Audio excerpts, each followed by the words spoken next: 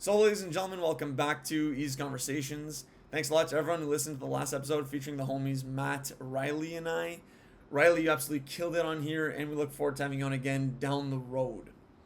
So, now for episode 184 of Eazy Conversations, I'm extremely excited, of course, to be back in the studio virtually with the homie Matt. So, what's up with the people? What's going on, everybody? Hope you're having a great day right now. I'm super happy. It's a nice sunny day. And Eric, I can't wait to get into this episode with you. Should be a very interesting episode, lots of discussion.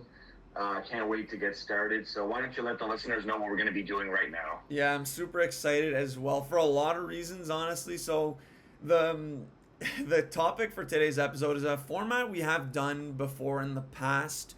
So, if you're a newer listener, perhaps unfamiliar with the Eazy Conversations catalog, longtime listeners know that episode 49 was our first time we did a head-to-head movie versus type episode, Disney versus Pixar. If you haven't heard that one, strongly recommend you go back and check that out, in which Matt and I have each prepared 10 movies ranked in order of preference from both two titan directors in the movie scene in 2026 and have been for a long time. So those are, as you can see in the title, Christopher Nolan and Denis Villeneuve. Like I said, two of the best working directors in Hollywood today.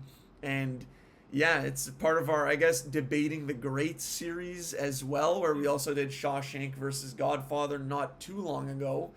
And yeah, so that's kind of the rundown for today's episode. We're each going to be going back and forth, sharing a movie from each director, and kind of making a case as to why our movie is the superior one.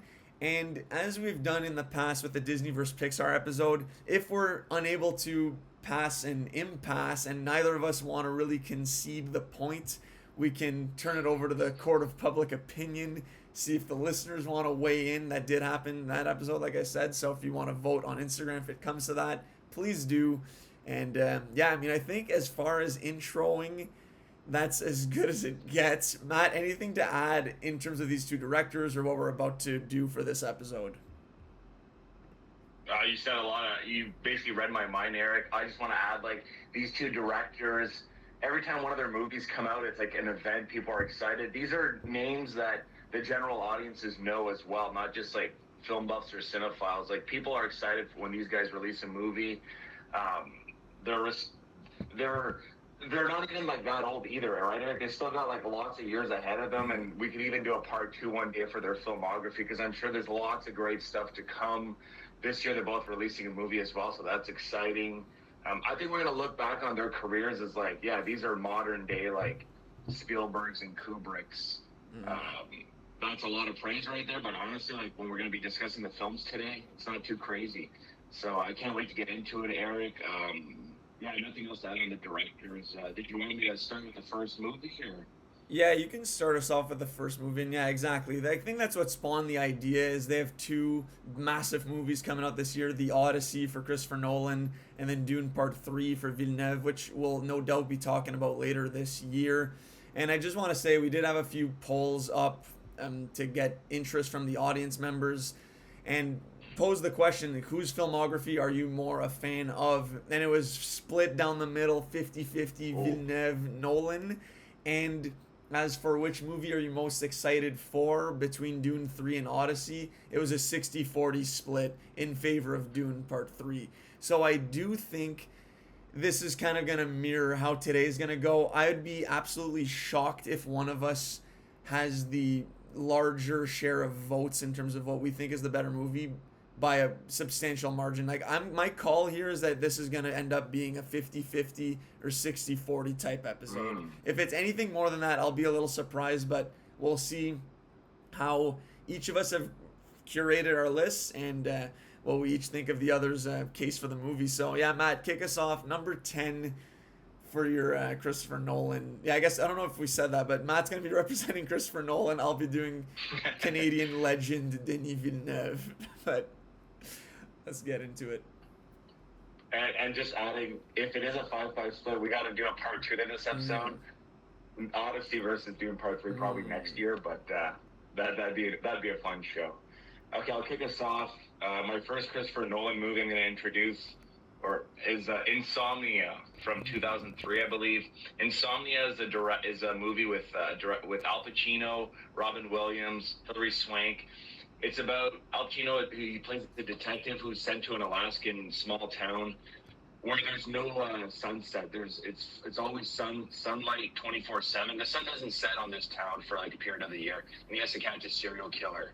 So it's actually a remake of a Norwegian film that's an amazing movie, but this remake is a very solid detective crime movie.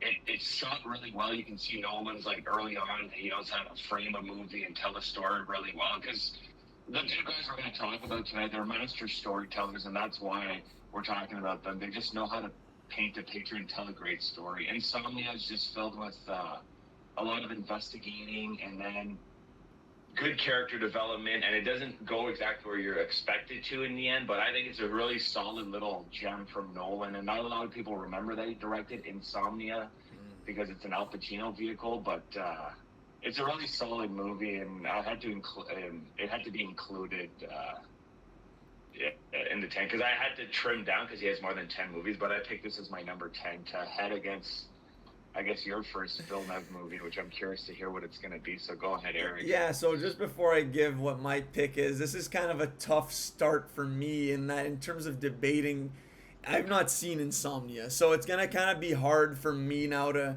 really say whether or not the movie I have here is better than Insomnia. I think it'll be maybe up to you, Matt, to decide, but the movie I have in number 10 spot, I actually rewatched a few days ago because I had seen a long time ago. I remember enjoying it, but with the rewatch, it kind of solidified that, yeah, number 10 is a good spot for it, and it's also, I think, a solid movie. And that would be, I believe, Denis' second movie called Maelstrom, which is a French movie in which, I'll just read the synopsis here. A young woman's life spirals into chaos after she's involved in a hit-and-run accident.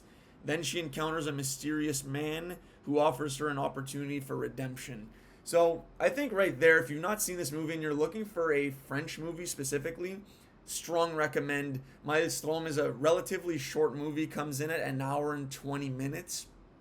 Pretty funny, darkly funny though, I will say. This isn't a knock-knock joke type humor here. We're involved like this hit and runs, suicide, heavy themes in this movie, and struggling with identity and the pressure of your parents, in that the young woman who's the protagonist of this film is the daughter of a highly successful artist, well known in Quebec, and she's kind of trying to find her place in life and is struggling at that. And then you add on a hit and run in the first 15 minutes of the movie here. It's not a spoiler. You tend to not be in the best place in your life. So, Maelstrom, I'm glad I rewatched it, honestly, because I remember it being pretty solid, but I think it's a good movie, honestly, a good movie I would recommend to anybody, but specifically anyone who is looking for a French movie. This is an easy one to get into. Like I said, has some pretty funny moments, interesting characters, and there is also, with Denis' first few movies, I feel like he was going in harder on the twists, and this one definitely has a twist that it'll make you feel something there. Watching this, it's kind of hard to just be like, okay, whatever. Maelstrom from 2000. So this just goes to show Denis been around for a long time, and this is a completely different movie than the sci-fi that we're kind of used to seeing from him. So yeah, Maelstrom number 10 for me. Matt, thoughts? Yeah, great pick, Eric. Like, great description of the movie. I really like this movie too. I've only watched it once. Said a lot of good things. Both of them started their careers late 90s, early 2000s. Both of them have a similar start with their lower budget movies. I'm fortunate enough that Nolan, I didn't have to pick his earlier on movies like Following, which was a student film, kind of similar to Maelstrom, low budget, minimal on the effects, and they both started the same way, and you can see their progression is very similar. It mirrors like indie to Hollywood really quickly, but Maelstrom is a low budget, like not almost art house film, because it doesn't have too much going on in terms of like big action sequences, and it's not super fast paced if I remember, but I remember the acting being really great too. And it's gonna be really hard to assign a point, Eric, because Insomnia, Al Pacino is amazing in it, and Robin Williams. Spoiler alert: like he is the villain in Insomnia. He's a creepy as hell as the bad guy, and he's great. Like Insomnia is obviously a better made movie, but that's only because it has a bigger budget, and Maelstrom kind of is like a gem as well. So you can flip a coin for this one if you want to, because I know it's hard because you haven't seen Insomnia, but like I actually do like Maelstrom. Like I literally don't mind if you just like flip a coin. Actually. Well, I don't know about that. I feel like it's either no point to make a decision or we put up to a vote. I do feel though like not many people have seen Maelstrom, so maybe not the start everyone was looking for here, but we go no. Oh, I was gonna say no point, but it's right away. No, I get the point. I see how it is, but but maybe that is on me. Maybe that's on me. I haven't seen the movie, so I don't deserve the point. Like you do your homework, you get into these battles, right? But sorry to interrupt. Yeah, let's do no point, and that'll leave us an odd number, 9. Yeah, there you go. I like that. And if anything, we just described 2 kind of gems from these directors, and people should check out Insomnia and Maelstrom. A lot of people forget Nolan did Insomnia because it's like a Hollywood for hire, a director for hire job. Like he didn't write this movie. He didn't. Anyways, let's do no point, right. And then we'll have 9 movies. We won't have a split. We've seen all the rest of the movies, I believe, so we just highlighted 2 movies there, gems. So all right. I'll start us off. Yeah, do it up. I'll continue. Okay, my next movie is Dunkirk. Okay. It is low on the list because it's not like there's so many other better movies that I love from him, but Dunkirk, I don't know, I'm not going to spend long in the description. Everyone's mostly seen this movie. It's got the 3 different storylines with different time references. Like everything it takes place in an hour on the plains and like a day on the beach, and in the soldier, it's like half a day or something. I don't really remember this movie because I've seen it only once, but it's an assault on the audio senses and the visual. It's visual and audio only. I find this movie like less on the story, more on the effects and stuff. But yeah, Dunkirk, everyone mostly seen it. So what do you have against this one, Eric? So I'll just speak on Dunkirk really quickly. It is a movie that I was hoping to rewatch because myself seeing it only once wasn't that crazy about it. Kind of like you said, it's an assault on the audio and maybe visual senses as well. But it was really like the highlight of this movie, people were saying, was the sound, right? Not necessarily going to captivate everybody's attention. But I had mentioned a few episodes ago that we did go to that Hans Zimmer Candle concert, and the song that they did from Dunkirk was electric and did make me want to rewatch the movie, thinking that maybe it bumps up my rating. Like I gave this movie 2 stars when I watched it, so it's kind of rough. So you're not going to get too much support on Dunkirk from me here. And I do think the movie that I'm listing up here at number 9 is one that is for sure a one-time watch, I think, for most people, just because it is a dramatization of real-life events. So I'm going with Polytechnique here, which is a quite well-known movie that they showed us in high school back in, I think it was probably 2010 or 11 when I saw it. This movie came out in 2009. So that covers the massacre of 1989, where several female engineering students are murdered in Polytechnique college itself. And I just remember this being an absolutely brutal watch. Shot well and made very well, but just a very difficult watch. Like I said, I don't have too much to say on it. It's like I said, I don't really want to rewatch this movie, and that's not the only Denis Villeneuve movie that fits that bill that I'll be talking about later. But yeah, Polytechnique, just a powerful movie. Impossible to not feel anything just because it was such a tragedy, so close to home, right? And not that far removed from it. He filmed this 20 years after the fact. So yeah, Polytechnique would be my movie here. That's a great pick, Eric. I do love that movie. I'm not gonna lie, like it's a movie everyone needs to see, and it's criminally underseen. It has so much heart and emotion to it. Like it's heartbreaking, and I don't even know if I want to rewatch it either, Eric. But once was enough, and I still remember it super well. myself, I love this movie way more than Dunkirk. And honestly, like, yes, That's it's our the answer. opposite of Dunkirk. It's the opposite of Dunkirk. Super minimalistic. Um, it's in black and white. It's shot black and white. It's not visual or crazy sound, but it's honestly the acting and the emotion you feel. I feel it way more in Putty Technique than in Dunkirk. Honestly, Dunkirk should have been a lot better. Should have been more bloody, and it should have been more gritty and like gruesome. And it was a little too polished for me. Uh, honestly, I'd awarded the point to Putty Technique to Villeneuve because it criminally underseen movie, and I feel more emotional watching Putty Technique than Dunkirk.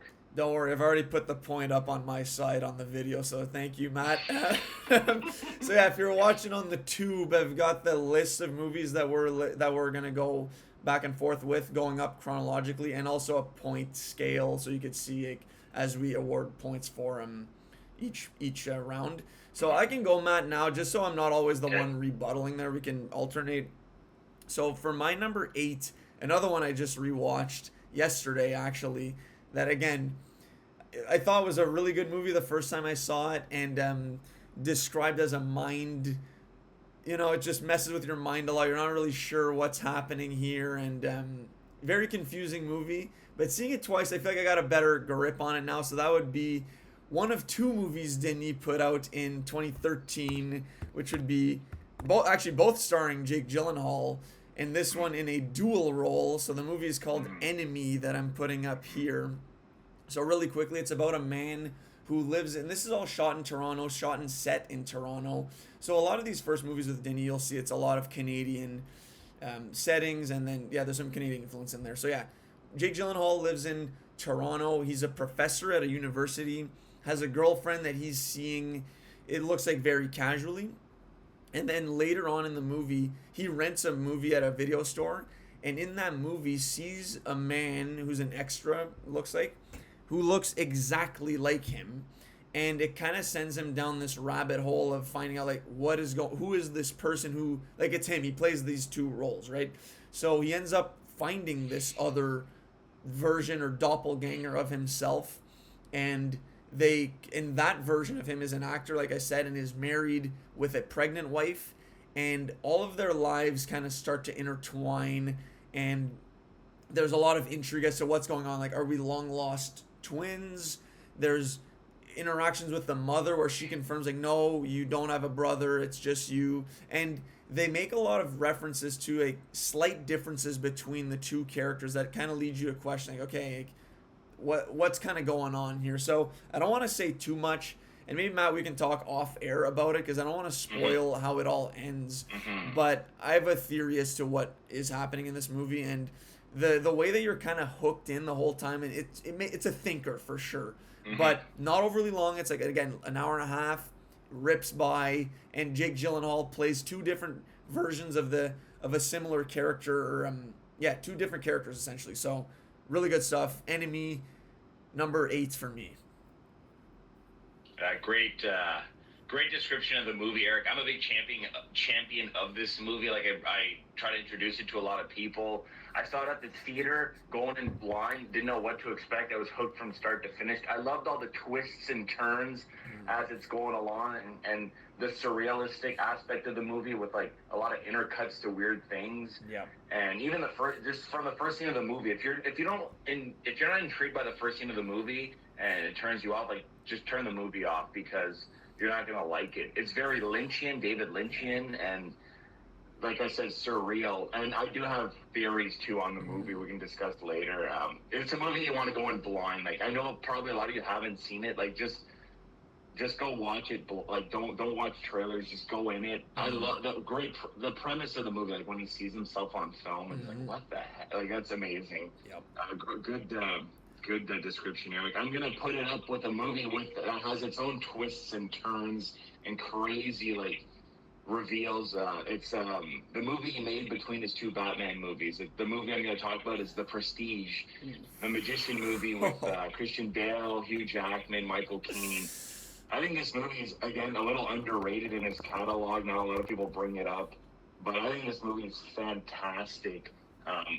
it's at number 8 because I think like his filmography is so strong that I am able to place it against Enemy right now. And this movie, the first time I watched this movie, you get rewarded watching it the second time because knowing the twist, then you go back and you notice all these cool things like about certain characters and their mannerisms. It's truly fantastic movie. Rebecca Hall's in it; she's great, phenomenal as the wife of Christian Bale. No, I think The Prestige is a really, really fun movie. Cool setting in like like industrial England. Anyways, The Prestige versus Enemy. That's interesting because they're both kind of like hit underseen movies in the catalog. Although I think The Prestige everyone knows, but people don't go back to that one as much as the other Nolan, I think. So, yeah, what are your thoughts on The Prestige, Eric? Only seen it once. I love Prestige, honestly. I think this is, like you said, this is a really good matchup in that they kind of present information in a way that makes it seem as though everything is just regular, whatever, and then there's reveals and things change as both movies progress, right? So I think these two kind of mirror each other in a obviously slightly different way, but there are similarities. I was really hoping Enemy would go up against something that's a little weaker that I could get you to cave because I know you're a big Enemy guy, but it doesn't look like that's the case. And so I've only seen that Prestige once, Enemy twice. I think now if I'm remembering correctly, Prestige is kind of a long movie. I want to say it's like 2 hours and 20 minutes in that range, or it's just 2 hours. Probably over 2. No, you're probably right. Okay. Over 2. So I want to say in the past, that's kind of what's deterred me from rewatching it.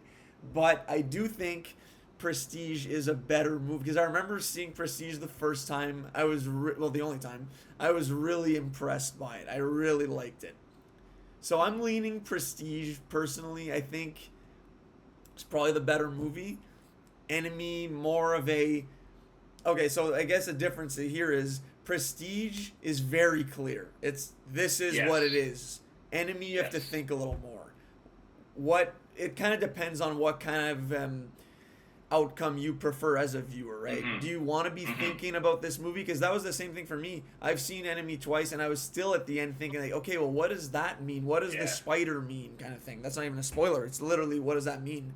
Whereas in The Prestige, it would be made explicitly clear, this is what the spider means. So that's where I could kind of say Enemy is almost a smarter movie, but Prestige is more rewarding as a viewer who you don't need to think more than that. It's like it's telling you exactly what the twists are, kind of thing.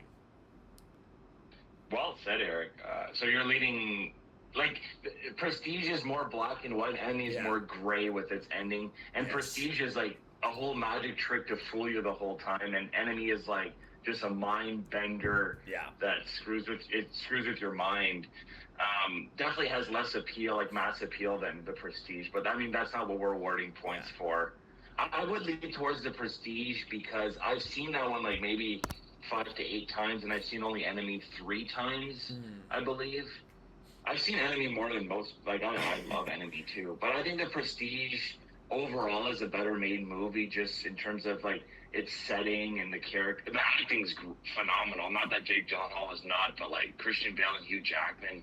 Just the overall scope of The Prestige and like the whole production, I think it should be awarded the point over Enemy. I think so too. Let's go Prestige for sure. And it's funny that you said black and white. I thought you were gonna go whereas Enemy is more yellow because I feel like every single shot is like with a muted yellow filter over it. But yeah.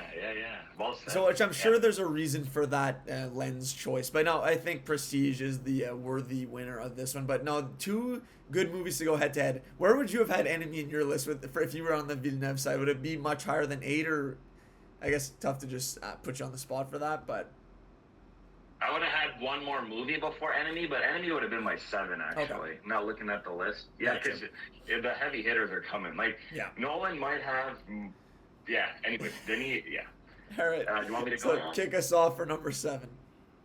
All right, number 7 is The Dark Knight Rises.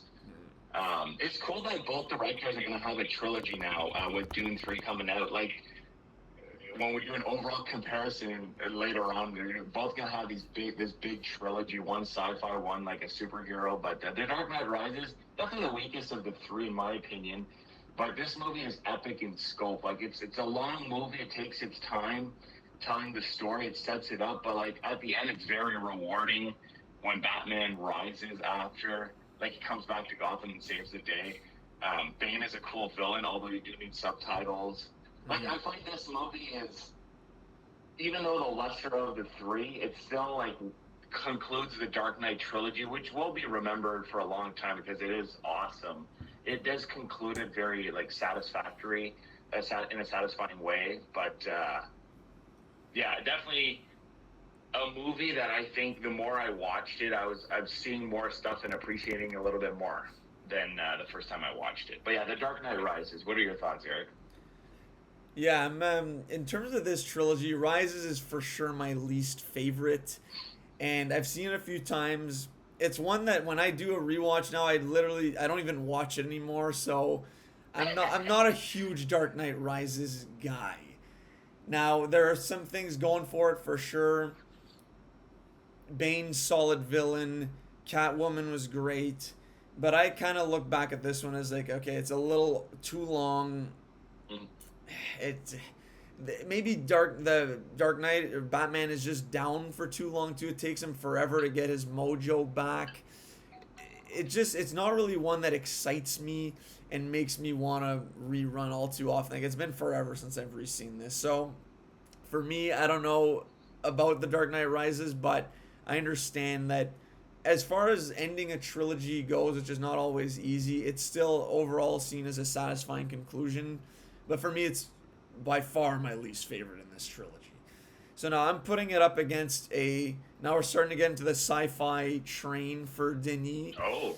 So I'm going with his 2016 movie Arrival, which would be essentially alien crafts appear around the world, and the government, I guess, it's been a while since I've seen this, hire a linguistics expert, so played by Amy Adams, and her, now I don't want to say too much for twist there because I forget who's, like, what the dynamics are with characters, but Jeremy Renner's involved as well. So there's, and they're working with these aliens to figure out, like, why are you here?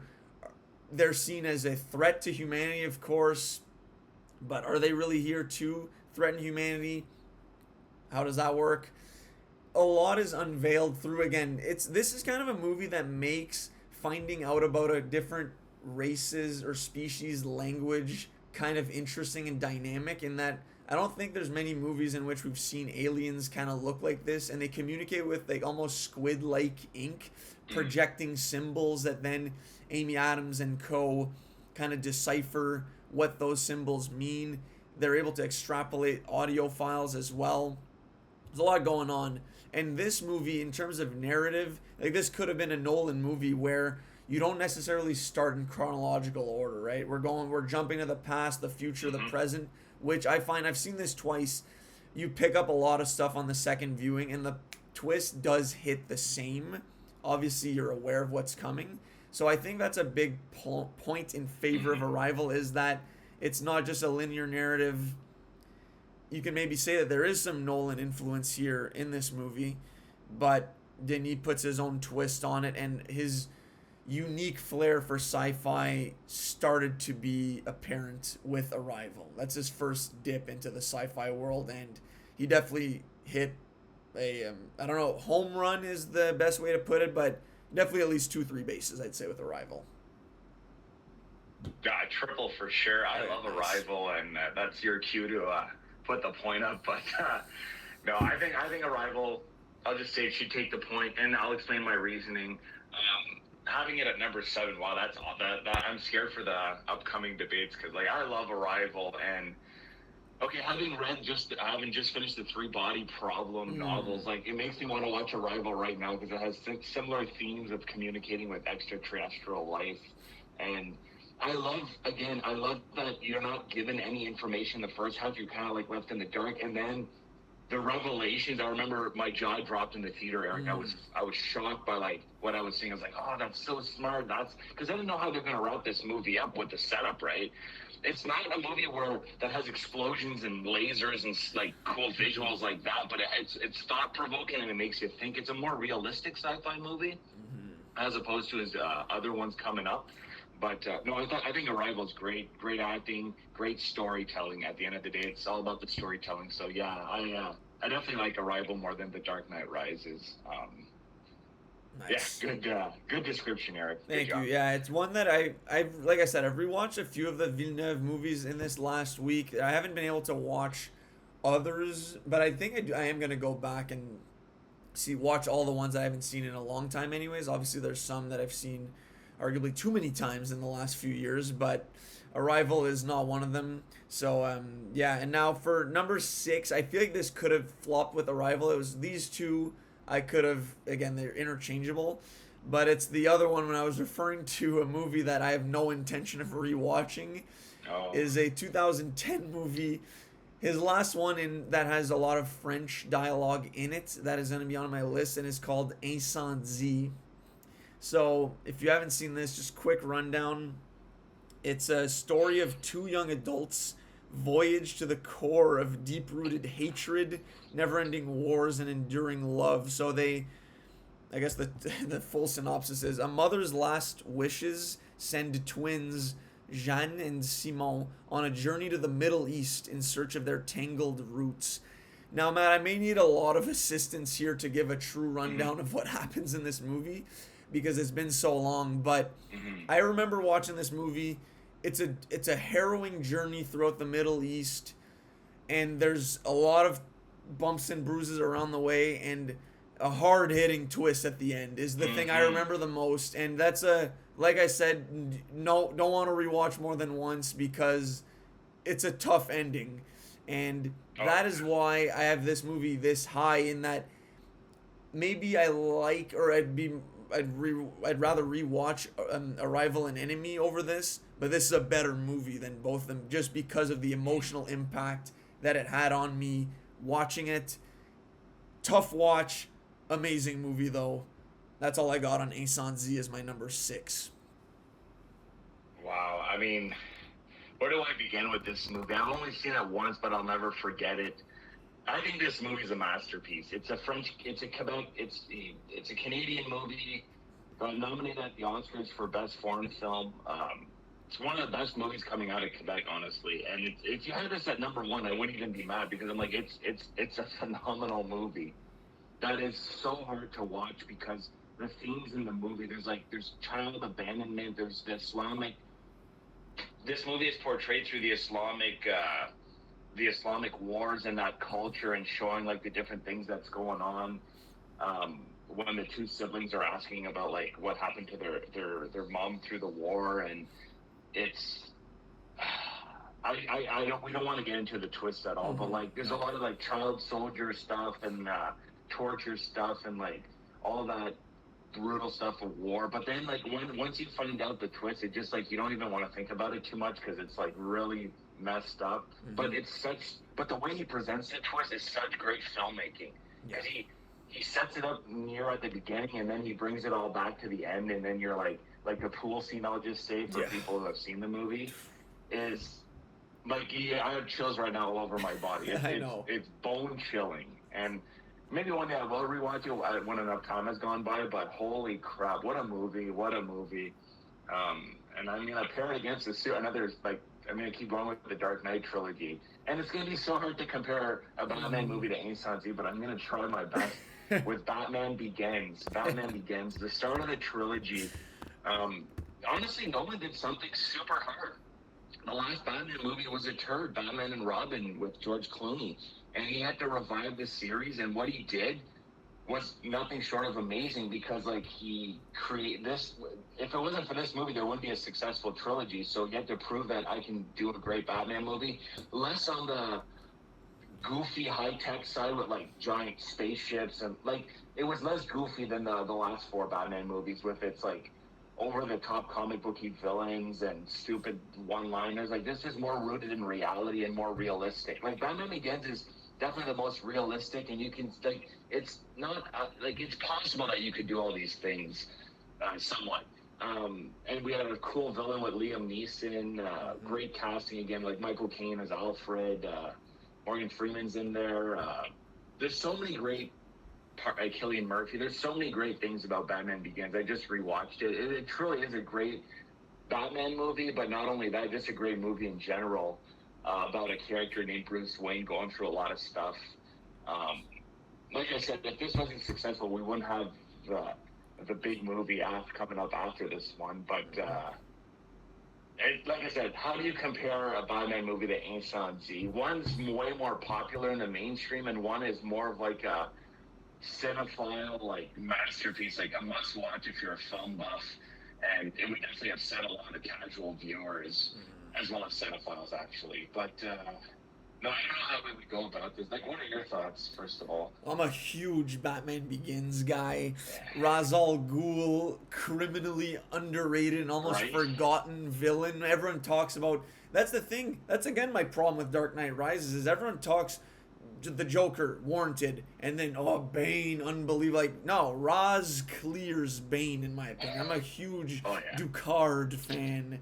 Sorry, speaking of twist there, but it's been out for so long. So Liam Neeson, so good. And yeah, obviously Christian Bale, what an entrance onto the scene and breathed new life into the Batman moniker. And I love I love a good origin story. Not every movie does it correctly, but just the setting of climbing up the mountain, training in the. I think they shot this in Iceland on the glaciers of wherever they are in the movie. I forget exactly, but it just looks so cool. The ninja aspect, I'm a big fan. And then, like you said, how it is grounded in reality, and they tie in themes of like poverty, criminal behavior. What motivates a criminal, right? What motivates someone to go down that villainous path?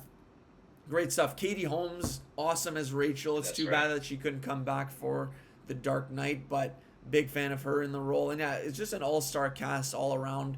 So while I do think instalment probably the better movie overall, I like Batman Begins more. I mean, I'm not gonna sit here and make this. I couldn't even remember the plot of the instalment for God's sake. So it's gonna be a Batman Begins score in my opinion as well.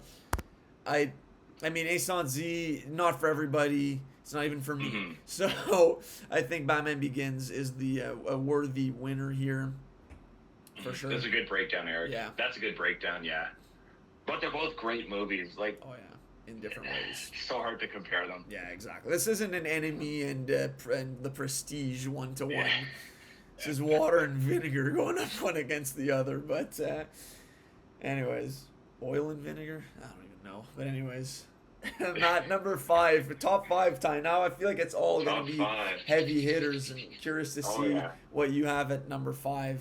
I actually don't know what your order is for all these heavy hitters. I think I know what all the movies are going to be, but just don't know how you're going to rank them.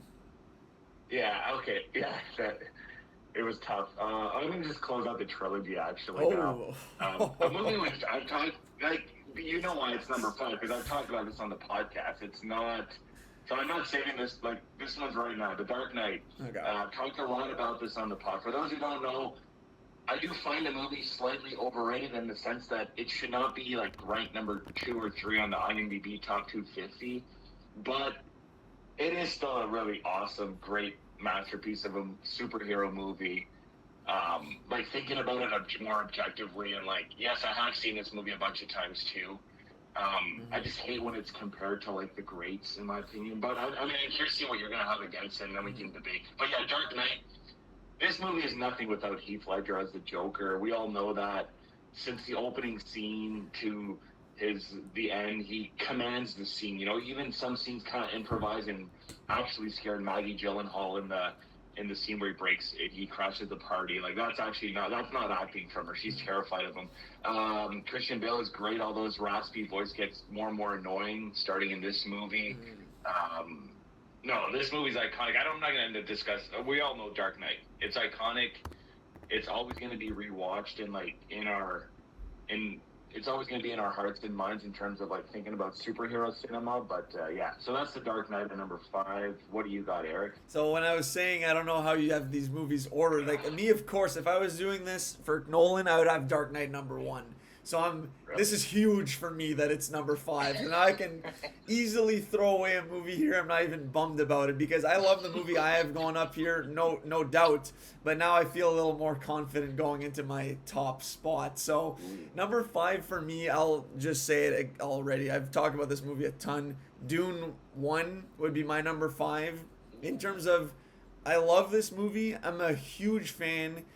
But I do think the movies I have above it are better, and I would rather, I don't know if I'd rather rewatch them honestly, but I feel like putting Dune here, considering what it is for the trilogy, I feel like it fits well here for me. But now Dune, massive fan. I think the first time I saw it, I wasn't too crazy about it because I was a little confused, but then I read the book and I've re-seen it a few times since then, and I like it even more each time. And I do think once the trilogy's out, like this probably has the Fellowship of the Ring potential, and it becomes my favorite down the road. But it's the one in which the least happens, well, compared to 2 anyways.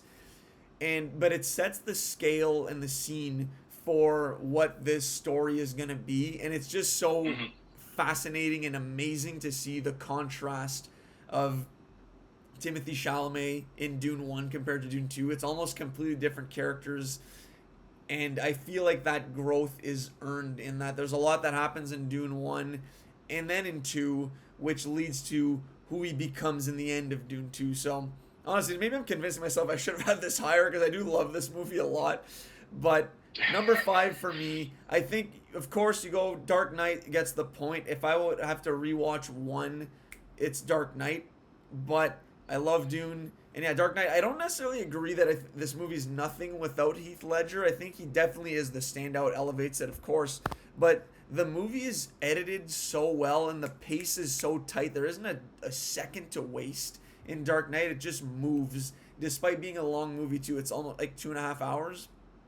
No issues with it. I know the end maybe gets a little criticized with the third act there with the 2 ships there and the prisoners versus the civilians and trying to blow the other up. I don't have any problem with that. I like that kind of gives a look into the normal person does not have it in them to kill innocents just to preserve themselves. I think that's a great theme that they explore in the end because that's the Joker's whole spiel is when the chips are down and it's your back against the wall, you'll do whatever to make sure you survive and at whatever cost, and he's proven wrong. So it kind of shows a lighter side to humanity that the Joker represents the total opposite. And then you have Two-Face right down the middle to show that actually the whitest, the I guess brightest spark of hope can turn into the darkest knight himself, right? Who is the Dark Knight? Is it Batman or is it the Joker? Is it Two-Face? Who knows? So Dark Knight, like, this is an amazing movie. I think it deserves the hype it gets, honestly, because it made a superhero movie be ranked this highly and accepted by pretty much all, right? So, anyways, we've done an episode on this. I think episode 82, The Dark Knight Debate. Check it out if you haven't heard it. But, yeah, so you get the point on this one. Dark Knight, number 5. All right. So, number 4 for me, which now you may think this is insane, thinking that I've seen Dune multiple times. I've only seen this movie twice, and again, wasn't a huge fan of it the first time, but now second time that I've seen it, which was very recently, I was a massive fan. And this is an example of legacy sequel done by a different director that, in my opinion, eclipses the first movie by a lot. So Blade Runner 2049 is my number 4 movie. Sorry, I know hopefully that's not coming through, but yeah, okay. So yeah, Blade Runner 2049, number 4 for me. Now, I'll just little background here. The first time I saw this, I had not seen Blade Runner the original, so I was a bit confused and following along was a little tricky. And then I watched Blade Runner, and then a few days later I watched 2049, and how this is a sequel that came out 30 or so years after the fact, kind of picks up, despite being set 30 or so years later than the original, it picks up the pieces from the original, which obviously elevated my viewing experience the second time. And just how this world looks is just so cool, in which, again, taking from the original, it's a fusion of detective movie. There's intrigue, like a film noir movie with sci-fi elements, and just visually stunning. Almost every shot in this movie is gorgeous. Ryan Gosling, again, in a performance similar to Drive, where he's not the most outgoing character. He kind of keeps himself. He's going about his investigative duty, trying to find who the child of a replicant, which are not humans. They're kind of like, they're created almost like cyborgs in a sense. They're artificial intelligence humanoids. But one of them had a child, which is an anomaly and is being sought out by the corporations ran by Jared Leto. Rare Jared Leto good role, honestly, where he toes the line between weirdo, psychopath, and just makes it work. Ana de Armas in this, amazing as his AI girlfriend, who I love their dynamic as well as Joy. She's awesome. And then Harrison Ford reprises his role from the original and is not the focal point of this movie, but complements Ryan Gosling super well. Great action. This is also a movie that kind of rips through. It's a long movie, but it rolls. There's not really a lull. If there is a lull, we're finding out information and piecing together backstory and finding clues about who this child is. So, no, amazing movie. Would rewatch in a heartbeat, honestly. I think this is one I'll have in rotation every other year, every few years. But no, it looks so good and is a fun movie. Couldn't have it lower than this, really. So yeah, Blade Runner 2049, number 4. Damn, that's a great description of the movie, Eric. I loved reading your review of this movie when you haven't recently watched it. Yeah. Love that you gave it that rating. I saw this at the theater when it came out, actually with our cousin Dylan, and I loved it. I thought it was like the sound, this is the scene where Joy is a giant purple hologram, and then you see the shot of Ryan Gosling's face, and it's just that shot is amazing, and it's kind of the moment of truth in the movie near the end where he has to make a decision on what to do. Just that is a masterpiece of a moment in the movie, and the movie's filled with different ones. The sound, the setting, the mood, and the atmosphere, that's what makes this movie. I wish I had paired it up with one of Nolan's sci-fi, because now I'm going to be comparing Blade Runner to Oppenheimer. Which Oppenheimer is a phenomenal movie in its own right. It won Best Picture. It has nothing wrong. There's nothing wrong in Oppenheimer. It's great acting, storytelling, dialogue, the setting, the importance of the story, like the moment in history of what they're doing and changing the world. But if I'm thinking pure filmmaking and what's the movie that stands out and will be remembered and should be rewatched, I might lean more towards Blade Runner, honestly. I love Blade Runner. I love the sci-fi genre, and I like all of Denis Villeneuve's sci-fi movies. And it's so hard to one is a visual feast for the eyes, and one of them is just perfect storytelling. But the storytelling is not visually striking, right? And why do we watch movies? To be visually assaulted within our ears too, with a great audio score.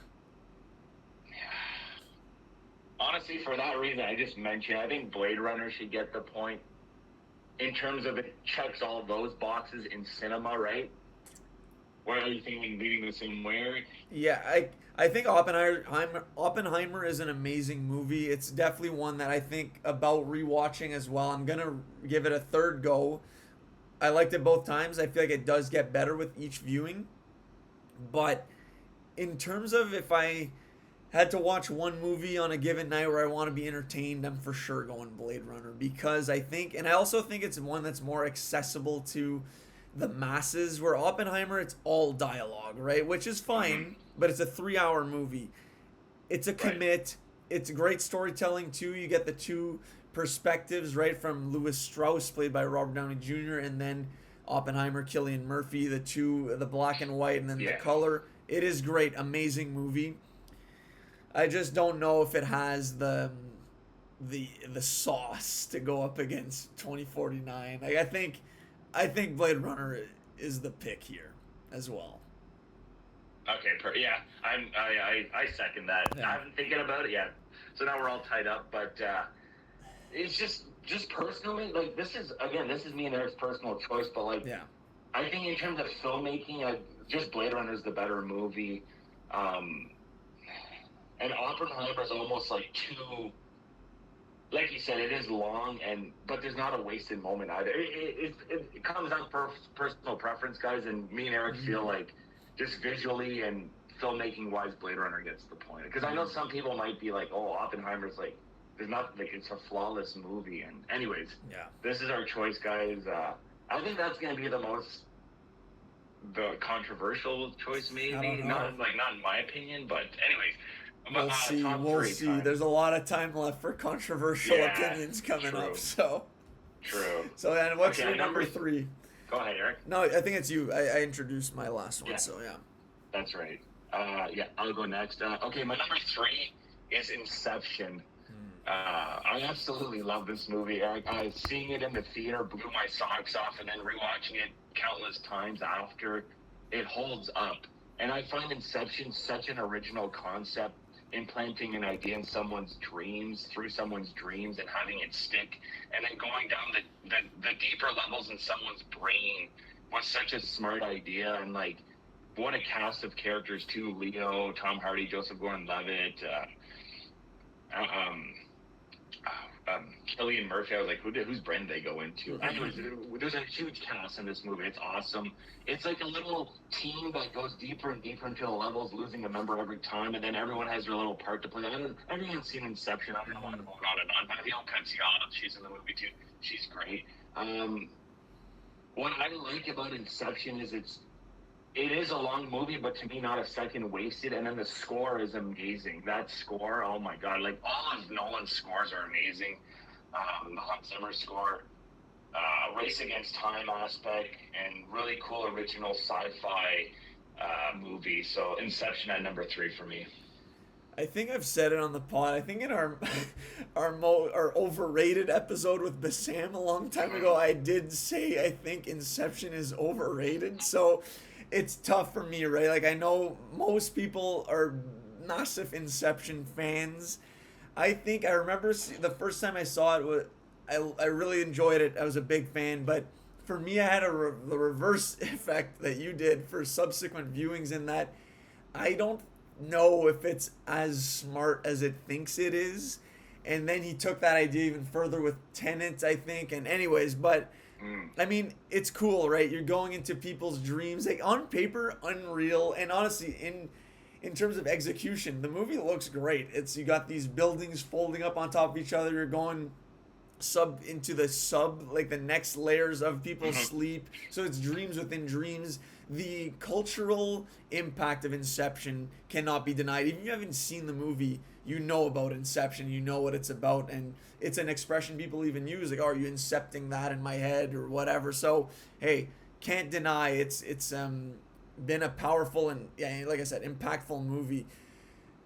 So again, I guess it comes down to preference here. So for me, like, I prefer the movie. I have at my number 3 here, and it's not a sci-fi movie. It's called Sicario. So that's my pick from 2015, in which you got, again, heavy hitters in terms of cast. Emily Blunt, Josh Brolin, Benicio del Toro, John Bernthal, Daniel Kaluuya. And essentially, Emily Blunt is tagged to join this task force to head into Mexico and take down some nefarious cartel activity. And she's joined by, again, Josh Brolin and Benicio del Toro are kind of heading this task force. And as she's looped in, she's seeing a lot of shady activity, and that things are not as it seems, or what she thought she signed up for is not, in fact, what she's there to do. And they get up, like I said, some pretty nasty business with this task force. And I've seen this multiple times there. Josh Brolin's character, mix of absolute douchebag and also hilarious at the same time. A lot of great lines that makes her realize like, okay, like I thought I understood how the world works, but in fact I was way off in how I think things operate in this world. And then Benicio del Toro kind of plays maybe a patented in a sense role of silent but deadly character who completely takes over that third act of the movie, where he's just there, like Josh Brolin's running the show, he's heading the operation, and Benicio is the strong silent type who you don't really know what he's thinking the whole time. Well, you find out what he's thinking at the end. And it is one of the most satisfying, I think, endings in terms of seeing what a character is capable of. Just unbelievable stuff. And yeah, the ride that Emily Blunt's character, the main character, goes through, pretty sick. I think, again, this comes in at under 2 hours, tight watch, a lot of tension too. As you're navigating through Mexico, you feel on edge. You feel on edge like Emily Blunt does, going through these different stages of the operation. So yeah, Sicario number 3 for me, I think comes down to preference here, but yeah, that's my pick. So what are your thoughts on Sicario? Yeah, first of all, I didn't know you liked Sicario this much. Definitely, I thought it'd be something we'd be talking about a lot sooner. You said a lot of good stuff though, Eric. Hearing you talk about it, I'm like, you're experiencing the movie a bit like Emily Blunt's character, because you're a bit confused at first. What's going on? What's the end game here? Then you find out, then you're like, holy shit. And I find her character at first is like dragged along, like you said, like she's fed information, but it's not really the actual like motive of what they're doing overall, like the Josh Brolin stuff and Benicio's character. I've only seen it twice, the movie. I remember a scene at the Border Patrol, like a super tense scene with like for that action scene, and then the climax with Benicio del Toro at the dinner table. The dinner table scene, I'll just call it, was amazing. And there's some cool scenes in like tunnels, like between U.S. and Mexico, and I'm having a hard time remembering the movie. And a John Bernthal scene too, maybe I remember. And I mean, Inception to me is a landmark in sci-fi filmmaking. Like, it's one of the things that if you're new to cinema, it checks that box of must-see sci-fi. But I'm also, if you want, I hand the mic back to you. Or if you can explain to me like why you think Sicario is a better movie than Inception, I could be swayed if you have good arguments. I just don't see Sicario being as like epic as Inception is, and Inception like is such a thrilling adventure of sound, visuals, and thrills, right? So. Yeah, so I think Inception, though, in terms of the thrills and the action, if what I'm remembering is it's mostly just a lot of car chase scenes, right, in the rain oftentimes, and I don't really know if the payoff in terms of action anyways is that great in terms of, are there any great, like there's a lot of shootouts, right? People are protecting characters who are in the next layer of sleep, so they need to be defended, right? So that's a constant theme in the movie. The only scene I remember vividly is the castle scene where I think it's what's his face there, Tom Hardy comes in with like the grenade launcher. Like that maybe has some flair in terms of explosive action, but I don't know, like maybe there's some good dialogue in there, and then I think in the end you're maybe not 100% sure what the resolution is for Leo's character. That's true. There's revelations, so that could be a plus, right? When it's not black and white, like we've kind of dinged Prestige for on that front. Gray we enjoy. I think Sicario though, like I don't know if there's a scene in a high in Inception in terms of the Benicio route compared to Inception. But you're right. I honestly, I feel like there could be a play where here it's like I just refuse to not give up, but I could see that where Inception has the bigger cultural imprint, could be the winner here. I'm not gonna just fight here all day. I think if we put this up to a vote, I think people will vote Inception though, so maybe that's saying something.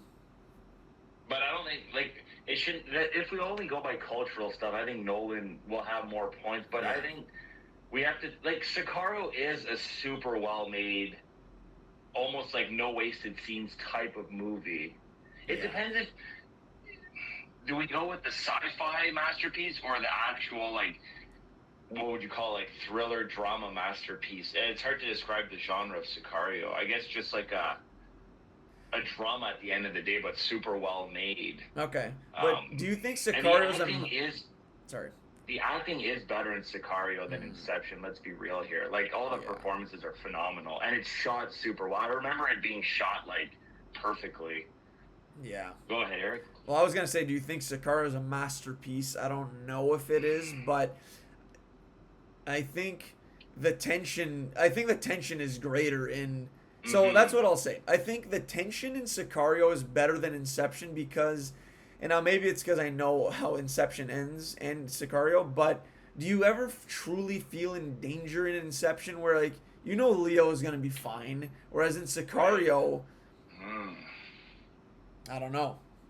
That's a good point, Eric. And one of them is a sci-fi movie, which allows you to cheat a lot with, like, a lot of stuff, whereas one's grounded in reality. It is reality, right? So, and I always give points towards that. Like, that's my whole Dark Knight argument. Like, even though it's a great movie, it's still a superhero movie at the end of the day. I do like the genre of Sicario more than sci-fi Inception. And you do really love this movie. Like, I bet you it's even better. Like, had I rewatched it in the last 5 years, I would probably talk about it higher. I can concede, I think. Hey, I don't think it should. I am confident in my next two as well, though. So. Well, that's the thing. I know where your next two are, and I just don't know. I just don't know what you have ranked where, and that'll be the thing. But yeah, I don't know. I think we've been on this. Sicario. Okay. I mean, we've been on this movie for a while, so let's keep it pushing. I think it's on me now to introduce, right? Yeah. So number 2 for me, it's another one that's grounded in reality.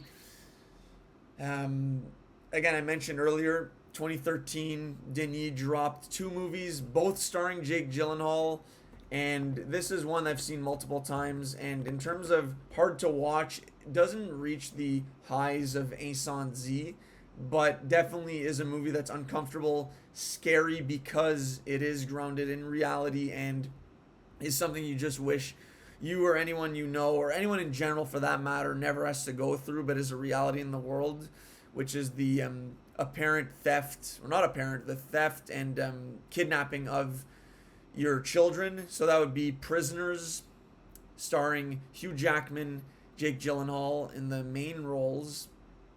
And Hugh Jackman, of course, is Terrence Howard. Both of their children are kidnapped on Thanksgiving. They're playing outside, and the entire movie you're kind of following them around, leading their own. Well, mostly Hugh Jackman, honestly, is going rogue, heading his own investigation, while Jake Gyllenhaal is the detective heading his investigation, following the, for the most part, regular channels.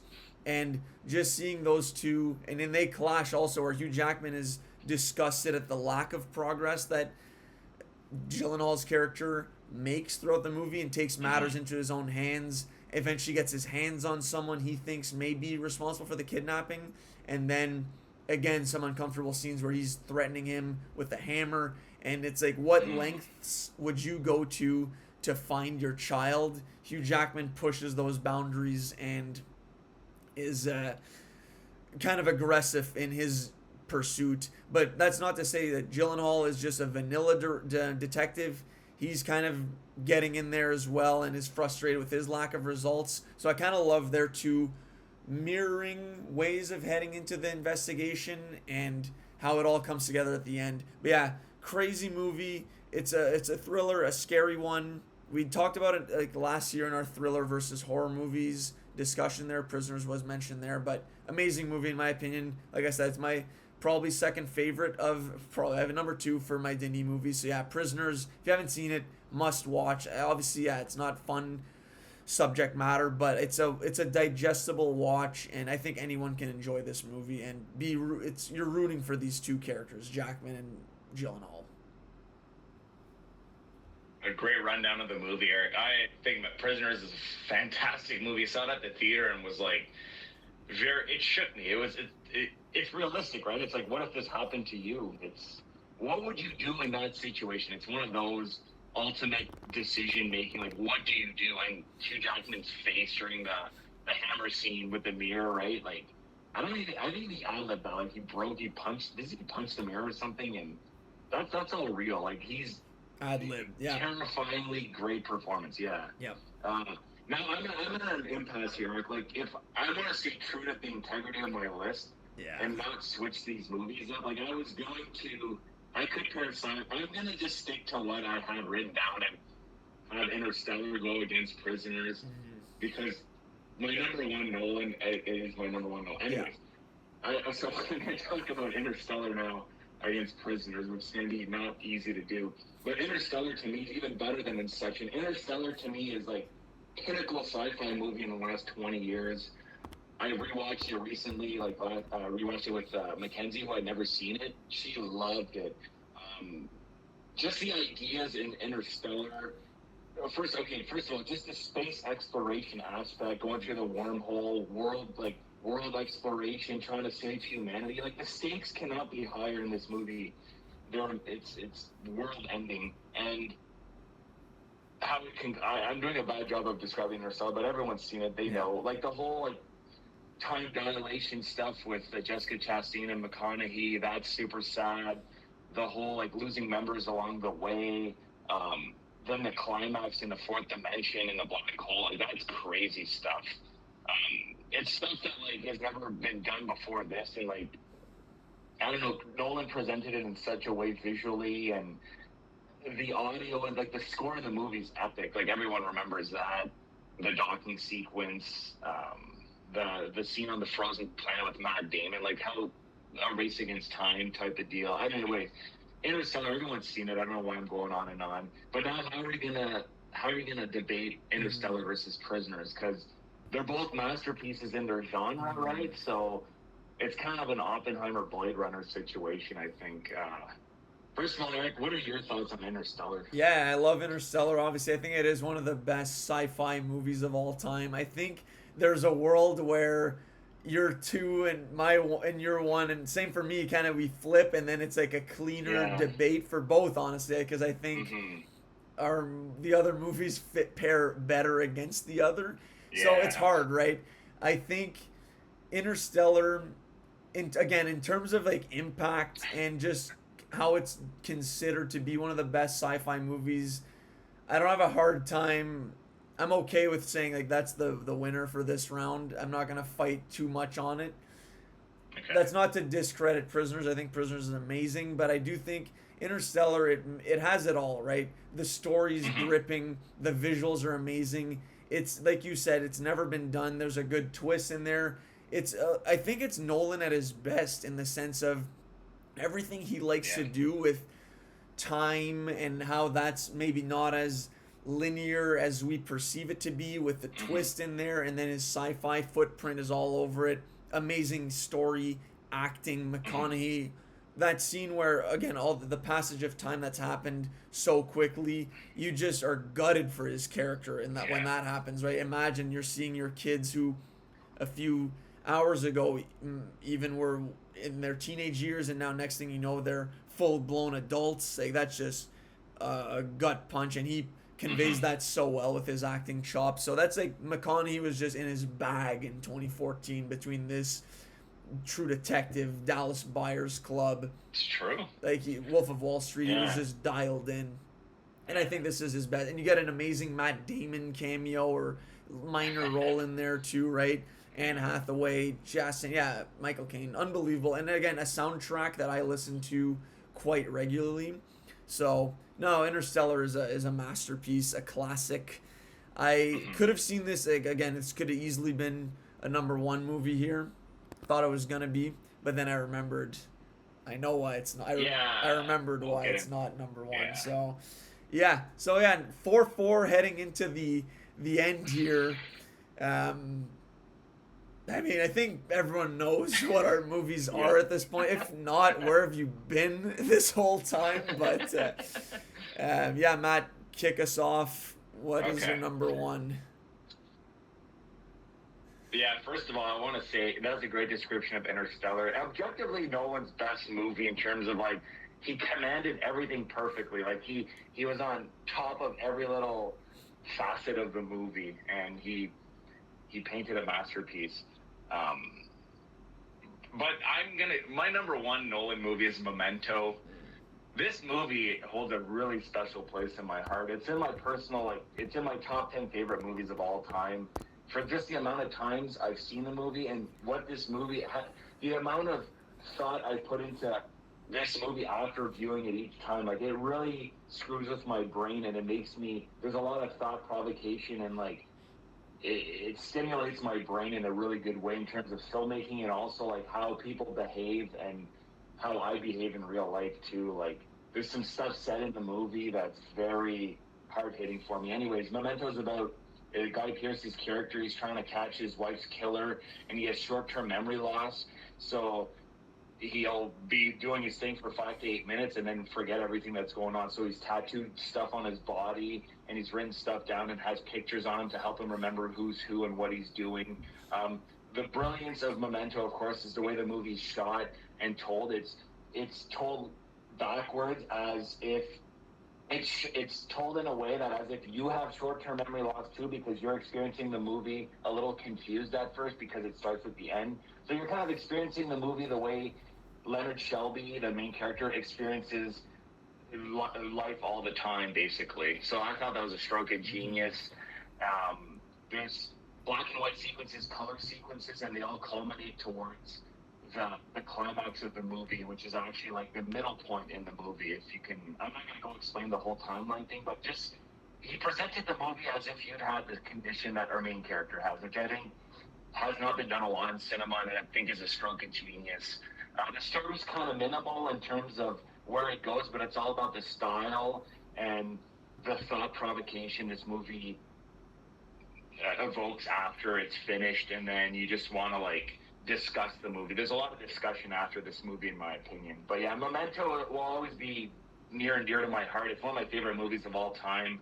It's his second movie that he directed, which is unbelievable. Like, he did such a great job. And the actors all did a great job too. Joey Pantoliano and Carrie-Anne Moss are great. But yeah, what are your thoughts on Memento before you get into your movie, Eric? Yeah, Memento, I believe you had lent it to me a long time ago. I watched it alone, was a big fan, and then watched it with my family, and they also liked it as well. And it is a great movie to rewatch and view from a different lens once you know what's coming, right?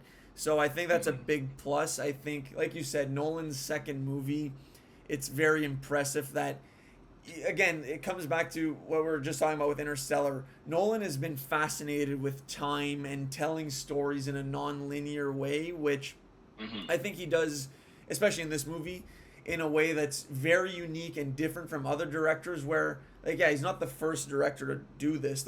Tarantino has also loved to present events that way with, like, his first few movies, like Reservoir Dogs and Pulp Fiction especially, where you're presented in a series of events, and then you come to find out, like, okay, well, that's not actually fully how it went down and at the point in time where I thought it occurred. So that's great. I love that he presents this in a unique way and going through the story though you are kind of like the main character who, at first, you're completely confused watching this movie, seeing all these tattoos, or I forget if they're tattoos or just he's writing with a Sharpie or something along those lines, or ink, but he's writing notes on himself to make sure he doesn't forget things. So that's super unique. You're kind of hooked from the start, and I find that it'll be hard for someone to watch this movie and not at least be impressed with its originality and all that. So, and not too long, I want to say, so rips by pretty quick, and one you can rewatch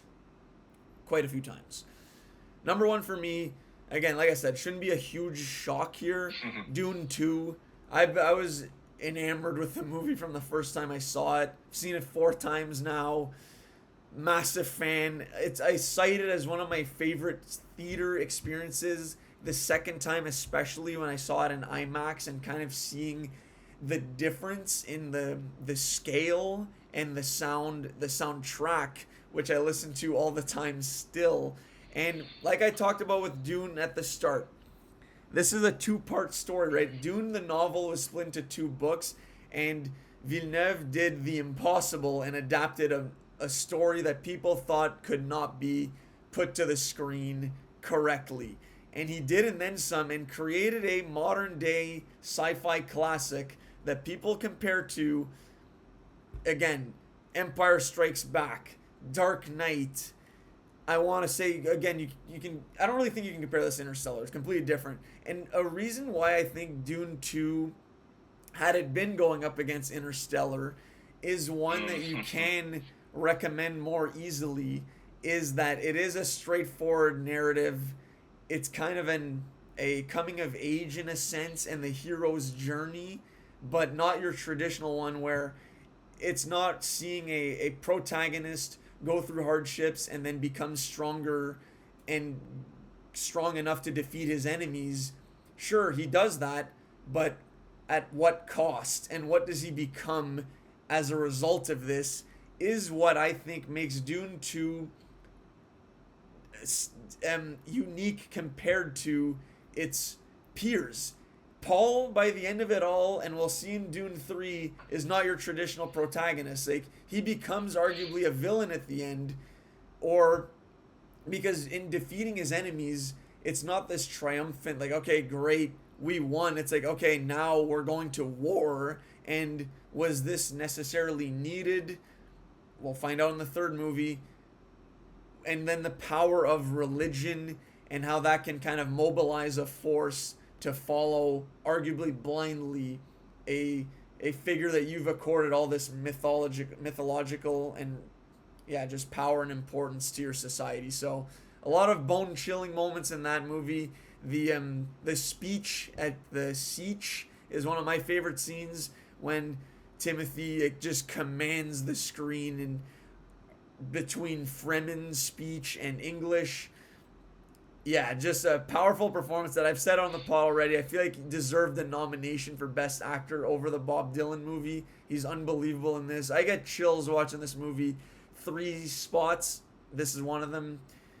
And again, Austin Butler, true coming out party for him with this role, where obviously Elvis, he got a lot of praise, but he became an unrecognizable character in this as Fade Routha.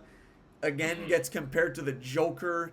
I don't think he reaches those highs, but he did really, again, put on a tour de force performance. So, yeah, I know I've been going on a lot about this, but that's my opening thoughts, I guess. Dune 2, number 1. No, I'm glad you went on. You said all that, because it's making me want to rewatch it right now. In an alternate world, I think we're debating Memento versus Prisoners and Interstellar versus Dune Part 2, which would have been more like a livelier debate, because I honestly, I truly can't say Memento. I can't put Memento over Dune Part 2, and I'll explain my thoughts why. Both of them are 10 out of 10 storytelling movies, but then Dune 2 has the 10 out of 10 visuals and audio, like score.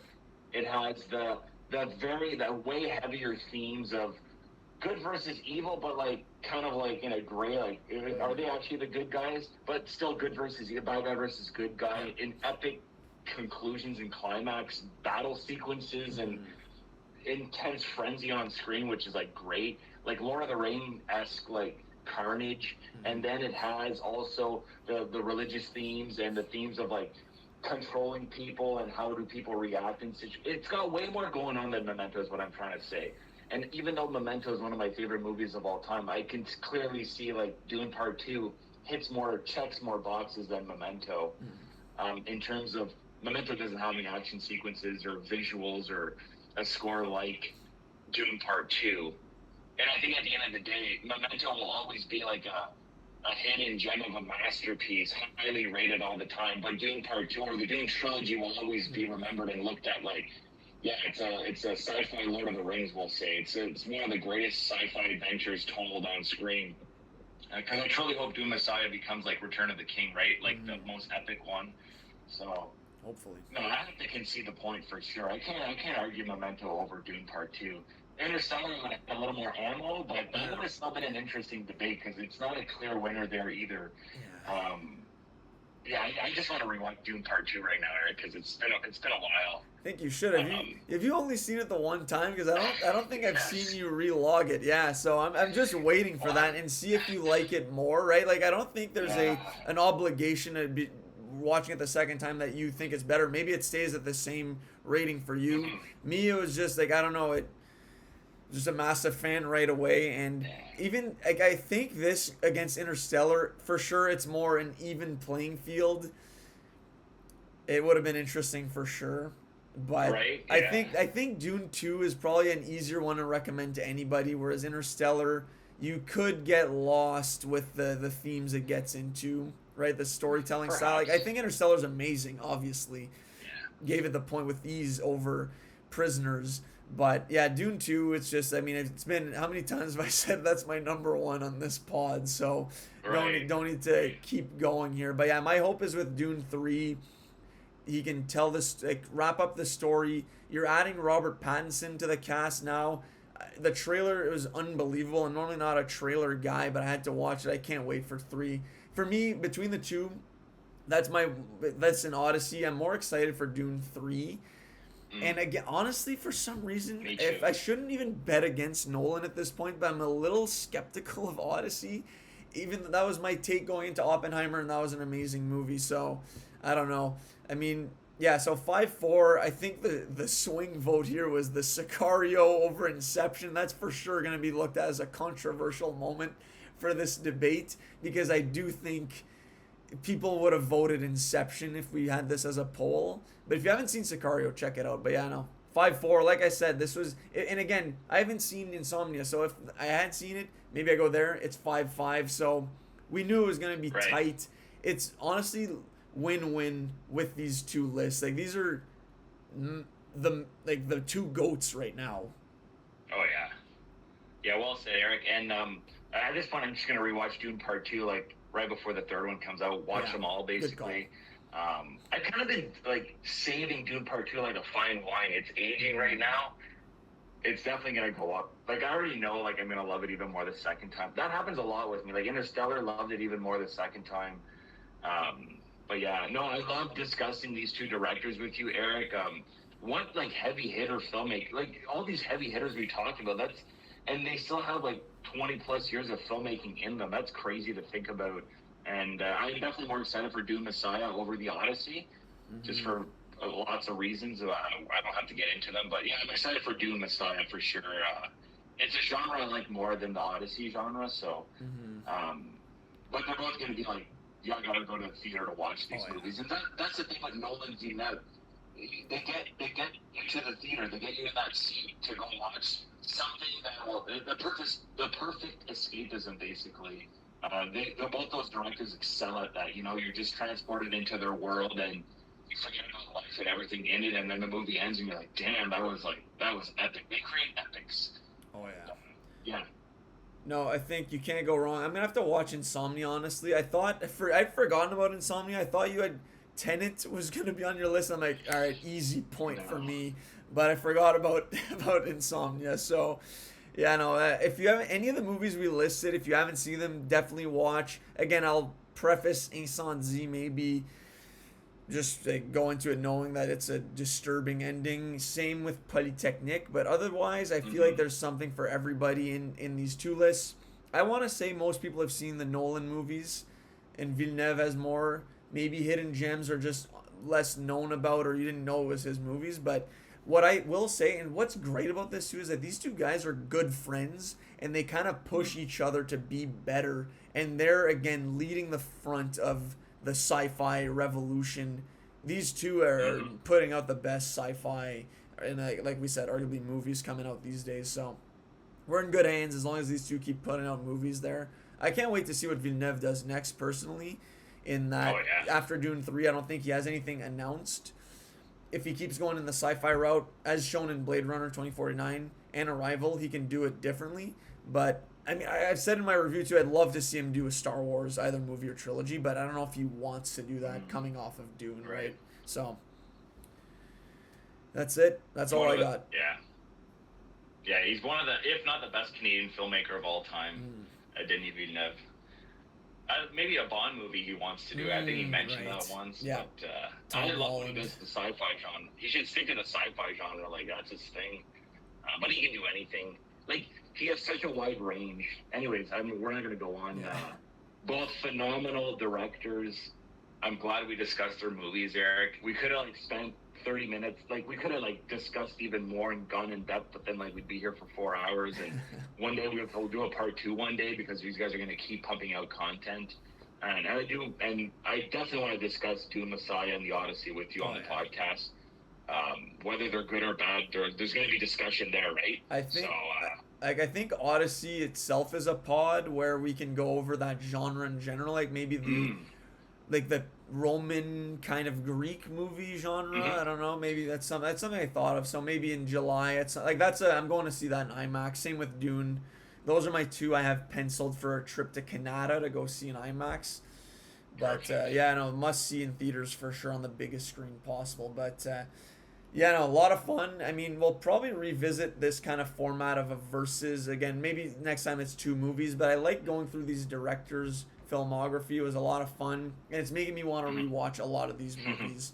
So get ready to see a few of these logged in the next few weeks or so. But Matt, anything that you want to recommend to the people before we sign off here? Yeah, I'll do it quickly. Just a couple of things. You actually mentioned the movie I wanted to discuss, Drive, with Ryan Gosling. Yeah, no, that was intentional. One of my favorite movies. Watching it yesterday, I just noticed this time how well shot it is, and the different angles and like the shadow play in the movie. Like, he'll just, like, Nicholas Winding Refn, he just shot this movie so well. That's very glacially paced. Like, it's not fast pace of a movie. Not a lot of dialogue. Ryan Gosling barely says a word. But the side characters, Albert Brooks, Bryan Cranston, they're great. And it's a simple movie that has a lot of mood, atmosphere, and soundtrack that makes it really good. So that's Drive with Ryan Gosling. Rewatched it, love it. And then I'll lastly just recommend, Eric, a book. So I finished my 3 Body Problem trilogy. It took me way longer than I thought. But then the next thing, which I loved, by the way, like the Death's End book, the 3rd one, had so many mind-bending ideas. I'm like, holy crap. How would you ever do that on film if you ever choose to? But it was interesting for sure. The book I want to recommend, though, is what Riley, on our last episode, our guest Riley mentioned. I don't know if he mentioned it on air or off air, but it definitely got me intrigued. So I'm reading the Greenbone Saga. So the Greenbone Saga, the first book I'm reading, Jade City. Just quickly, it's basically like a magic / kung fu crime clan epic. That's the way I would describe it. I'm only like 200 pages in the first book, but like it's so far very compelling reading. It's basically 3 different factions, and they have magical powers, fighting abilities, I would say, not magical powers, and they try to vie. It's like power plays and political stuff on this island and vying for territory and power. So that's how I would describe the Greenbone Saga. The first book, Jade City. I'm only like barely not even halfway through it. But I know why Riley likes. He was very high praise for this saga, so I can't wait to discuss it fully once I've finished it. But yeah, that's what I'm reading and recommending right now, Jade City. Love it. He had mentioned it on air, but yeah, we did talk about books after we signed off. And great stuff. I had noted it as well, but I'll definitely add it to my list as well.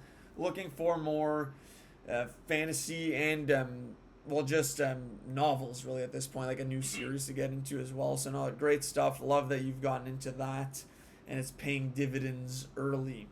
So for me, I'll go with more on the music route. I'm sure, as you've heard, it's been a big hype over the last few months, weeks, year, honestly. Drake has returned onto the scene with not 1, not 2, but 3 albums. So the Iceman album had been one that it was heavily advertised and hyped up for, like I said, over a year at this point. But he surprise dropped with 2 other albums, Maid of Honor and Habibti, which I'll just lead right now. I think it was a massive mistake to drop 3 albums. He should have just dropped Iceman. I haven't even listened to the other 2 yet, so I can't fully speak on them.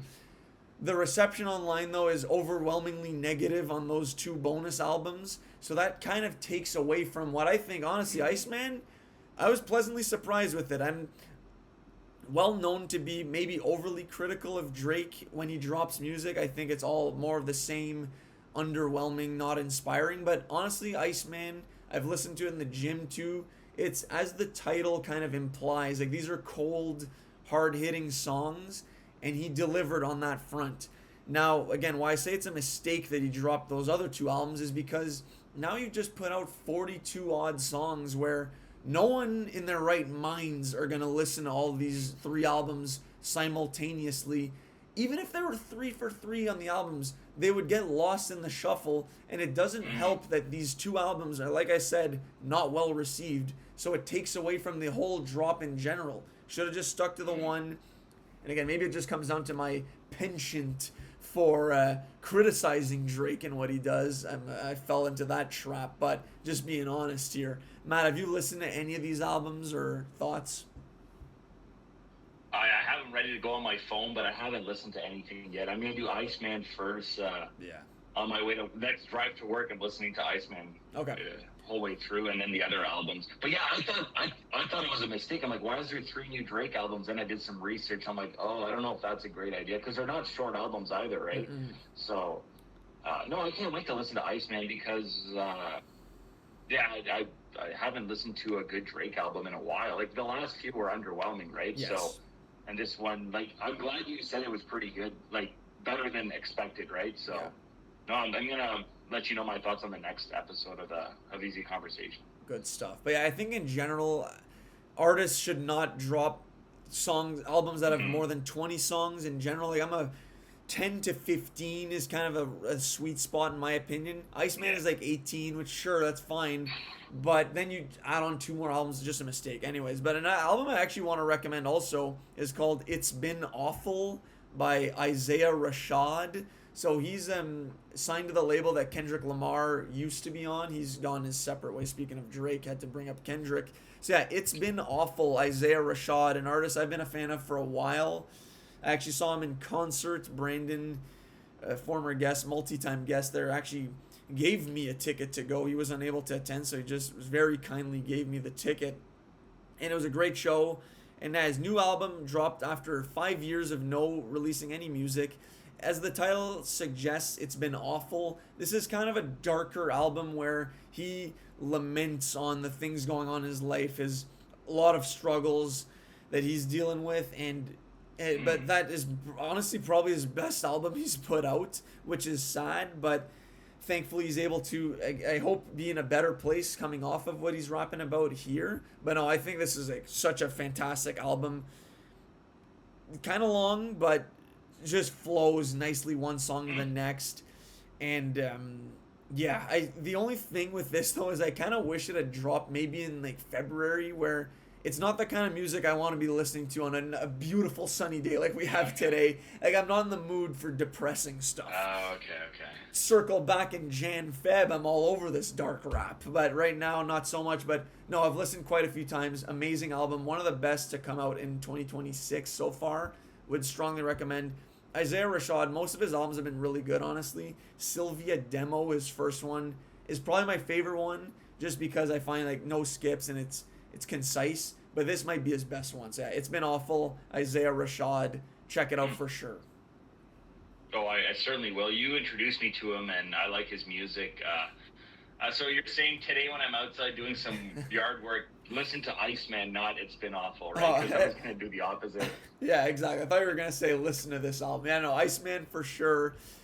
Okay. Skip the other 2 Drake albums. But yeah, Iceman will get you going on the lawnmower, the ride-on lawnmower for sure.